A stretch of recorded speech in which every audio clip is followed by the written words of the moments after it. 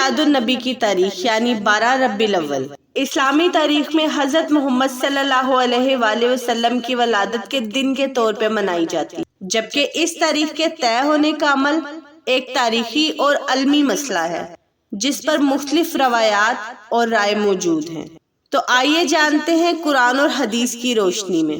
بسم اللہ الرحمن الرحیم۔ ناظرین اور سامعین السلام علیکم۔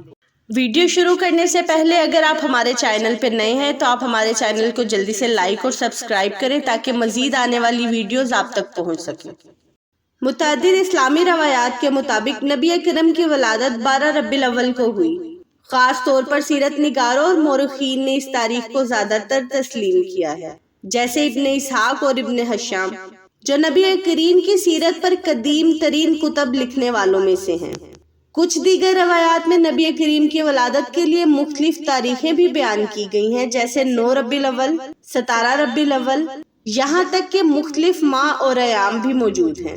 یہ اختلاف اس بات کی عکاسی کرتا ہے کہ اس زمانے میں تاریخوں کی گنتی اور دستاویزی نظام اتنا وسیع اور منظم نہیں تھا جتنا کہ آج کے دور میں ہے۔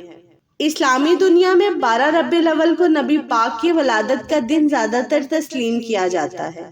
خلافت عباسیہ اور فاطمی خلافت کے دوران اس تاریخ پر میلاد کی تقریبات کا آغاز ہوا۔ بعد میں یہ تاریخ مقبول ہوتی گئی اور مسلمانوں کے درمیان یکساں طور پر منائی جانے لگی۔ علماء کرام اس بات پر متفق ہیں کہ نبی کریم کی ولادت 12 ربیع الاول کے مہینے میں ہوئی، لیکن تاریخ پر اختلاف ضرور موجود ہے۔ کچھ علماء کا کہنا ہے کہ زیادہ اہم بات نبی کریم کی حیات مبارکہ کی تعلیمات پر عمل کرنا ہے، جبکہ کچھ 12 ربیع الاول کو نبی کریم کی محبت اور عقیدت کے اظہار کے لیے مناتے ہیں۔ خیر مختصراً 12 ربیع الاول کو نبی کریم کی ولادت کی تاریخ کے طور پر زیادہ تر مقبول کیا جاتا ہے، جبکہ اس بات پر مکمل اتفاق نہیں ہے۔ عید میلاد النبی کے حوالے سے بدعت ہونے یا نہ ہونے کا ایک اہم مسئلہ ہے۔ علماء کرام کے درمیان بھی یہ ایک متنازع موضوع رہا ہے۔ اس حوالے سے 2 بنیادی رائے پائی جاتی ہیں۔ کچھ علماء میلاد کو بدعت سمجھتے ہیں اور اس کی مخالفت کرتے ہیں۔ ان کی دلیل یہ ہے کہ نبی کریم، صحابہ اکرام، تابعین کے بعد علماء و صالحہ نے میلاد نہیں منایا۔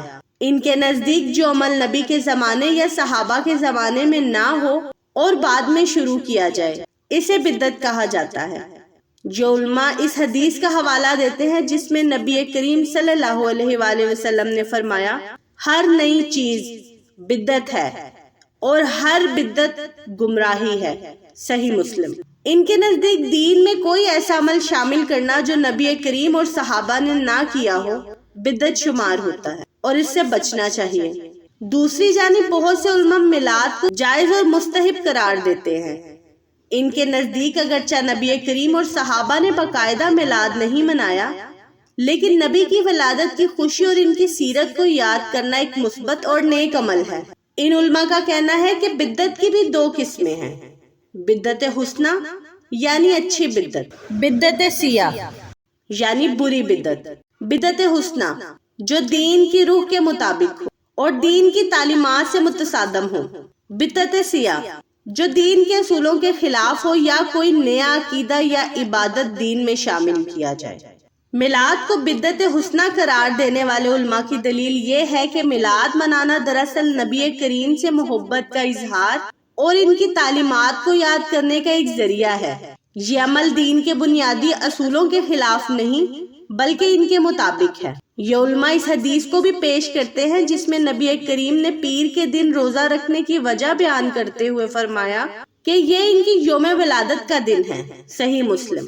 اس سے یہ اندازہ لگایا گیا کہ نبی کریم نے اپنی ولادت کے دن کو خصوصی اہمیت دی، لہٰذا اسے یاد کرنا اور اس دن خوشی منانا جائز ہے۔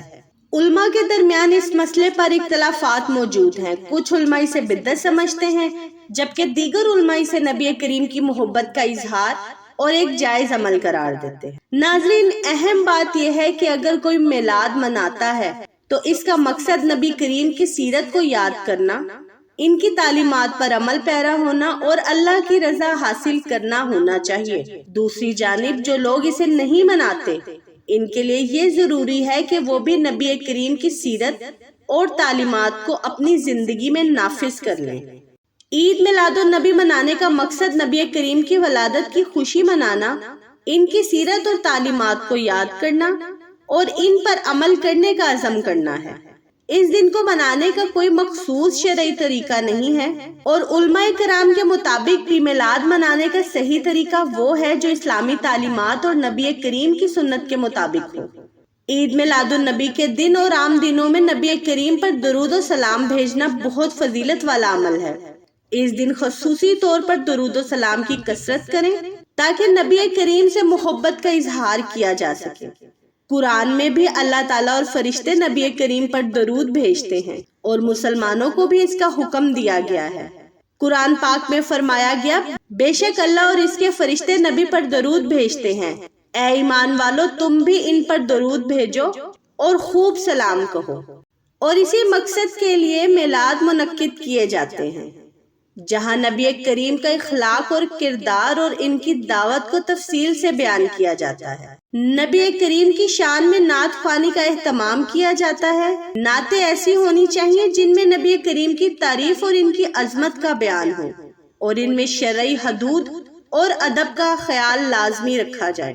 اس دن صدقہ و خیرات کرنا بھی بہت فضیلت کا حامل عمل ہے۔ ضرورت مندوں اور غریبوں کی مدد کرنا نبی کریم کی تعلیمات کا حصہ ہے، اور یہ ان کی محبت کا ایک عملی اظہار بھی ہے۔ عید میلاد النبی منانے کا ایک اہم پہلو یہ بھی ہے کہ اس دن اپنے اعمال کا جائزہ لیا جائے اور نبی کریم کی سنت کے مطابق اپنی زندگی کو ڈھالنے کی کوشش کی جائے۔ نبی کریم نے ہمیں جو تعلیمات دی ان پر عمل کرنا اصل محبت کا اظہار ہے۔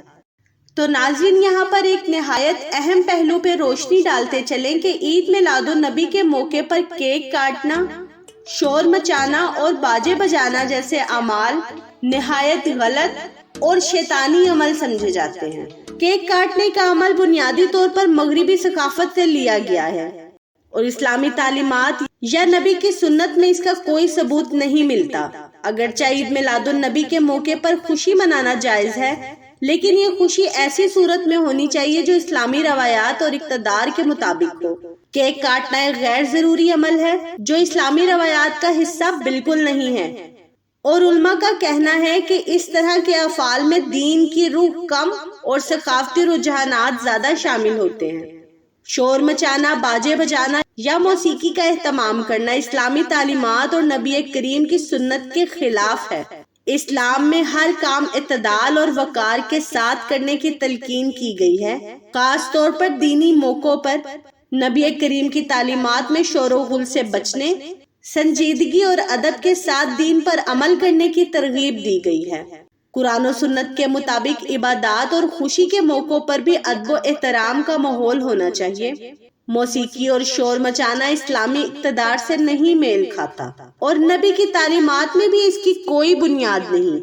علماء خاص طور پر اس بات پر زور دیتے ہیں کہ میلاد کا اصل مقصد نبی کریم کی سیرت اور تعلیمات کو یاد کرنا ہے، نہ کہ شور و غل اور غیر اسلامی رسومات میں ملوث ہونا۔ کچھ علماء اس طرح کے افعال کو بدعت کے زمرے میں بھی شامل کرتے ہیں، کیونکہ یہ اعمال نبی اور ان کے صحابہ کے زمانے میں نہیں کیے گئے اور بعد میں معاشرتی رسومات کے طور پر شامل کیے گئے ہیں۔ اسلام میں بدعت سے بچنے کی تلقین کی گئی ہے، اور یہ کہا گیا ہے کہ دین میں ایسی چیزیں شامل نہ کی جائیں جو نبی کریم کے زمانے میں نہیں تھیں اور جن کا کوئی شرعی حکم بھی موجود نہیں۔ تو ناظرین، 12 ربیع الاول نبی کریم صلی اللہ علیہ وآلہ وسلم کی تاریخ پیدائش ہے، یہ ثابت نہیں ہے۔ سیرت نگاروں اور مورخین نے 12 ربیع الاول کو زیادہ تر تسلیم کیا ہے، اس لیے نبی پاک کی ولادت کی خوشیاں 12 ربیع الاول کو منائی جاتی ہیں۔